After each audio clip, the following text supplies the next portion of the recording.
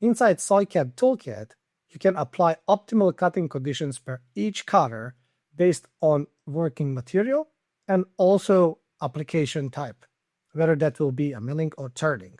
What you need to do is just select the cutter on which you would like to apply working condition, and on the very far right, just below the topology page, you will find here working conditions. You can click on that, and you will see this table that has a specific name, the work material, application, and feeds and speeds applied for this one. You can add additional one, and etc. At the bottom, for selected working condition, you can apply feeds and speeds, define it here as a feeds, over here as a spin. And you can do that based on application type, whether that will be a milling or turning. And let's, for this test, just apply some values here. So I'll just go here, apply different feeds, and of course here let's add something for the roughing and also for the finishing. And similarly, we can do also for the turning. Additionally, we can also apply a turret or machine coolant. So let's assign a name. So this will be name as SolidCam.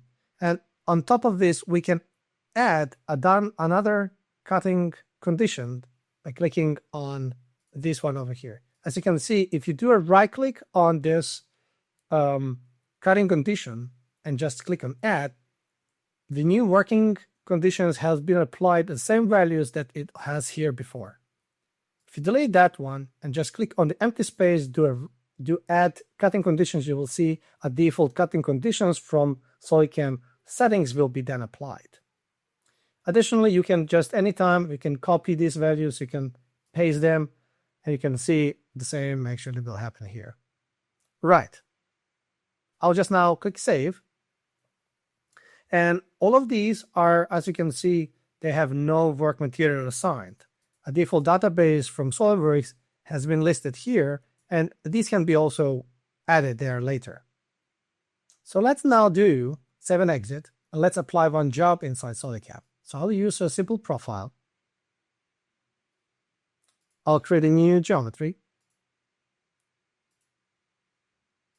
I like the geometry, and just let's select the tool. I'll click on the tool, and in this drop-down menu, I'll just select the proper tool that I have in my library. So I'll select it, and you can see here in the data, the proper feeds and speeds has been applied.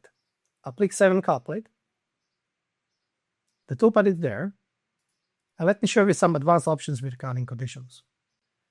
I can now interactively go in the CAM part definition, and here in iMachining data, I can assign material database. So I can click over here, and let me just click on the very first one. That would be my working material in this case.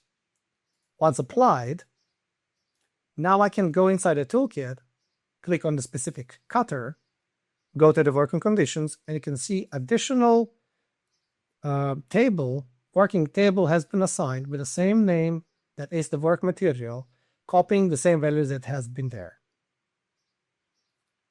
I can now adjust these values accordingly.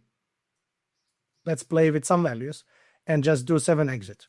Please note that additional changes to the toolkit will not be applied to jobs in the CAM tree. If you now open a job, you can see the same values has been used in the material that we used before when we apply the change. So how we get these values as a default from toolkit applied to all jobs that we have in the CAM tree? Very simple. Let me open the toolkit, select specific cutter, go to the working conditions, and we'll see here button apply speeds and feeds to all related operations. Data is now updated. You can open the job, and new feeds and speeds has been applied.